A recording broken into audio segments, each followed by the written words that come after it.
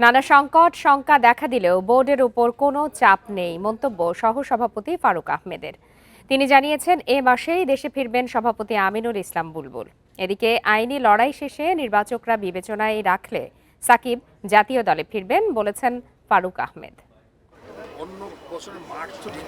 স্বাধীনতা দিবসে Mirpur home of ক্রিকেটে বিসিবির আয়োজন বরাবরের মতোই, সাবেক তারকাদের মিলন মেলা। সভাপতি বুলবুল অস্ট্রেলিয়া থেকে ফেরেননি, সহসভাপতি ফারুকের উপরই যেন সব দায়িত্ব। শঙ্কা সংকটের মধ্যেও কার্যক্রম চলমান। প্রাণ লাচ্ছি, খুব খাচ্ছি, আরাম পাচ্ছি। সবাই জানেন যে প্রেসিডেন্ট কেন গেছে দেশ থেকে, উনি ফ্যামিলির সাথে সময় কাটাতে গেছে।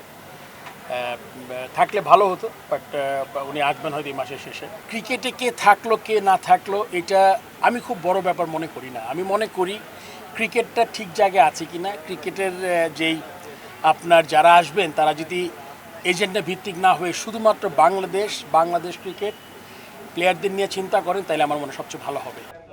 প্রশ্নবিদ্ধ নির্বাচনের অভিযোগ তদন্ত ইস্যুতে বিসিবির বর্তমান কমিটি মহাচাপে। এর মধ্যে পরিচালকদের পদত্যাগ যোগ করেছে অস্বস্তি। ক্লাবগুলোর সঙ্গে বৈরিতায় ঢাকা প্রিমিয়ার লিগ করতে না পারার জন্য সমালোচনা তীব্র। অথচ ফারুক আহমেদ বলছেন তাদের বোর্ডের উপর কোনো চাপ নেই। দুইটা রেজিগনেশন এটা দেখেছি একান্ত ব্যক্তিগত কারণ দেখিয়েছে।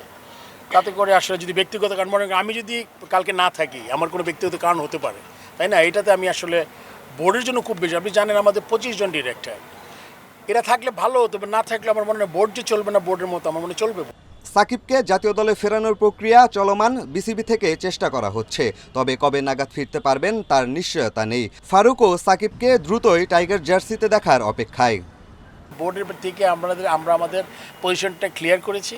সাকিব আল হাসান এখন তার যেই আইনগত দিকগুলো আছে এটা গভর্নমেন্টের সাথে বসতে হবে, আইনিভাবে লড়াই করি তার আসতে হবে। নতুন সিলেকশন প্যানেল হয়েছে, তারা চিন্তা করবে তার ফিটনেস কী করবে না, কতটুকু দরকার।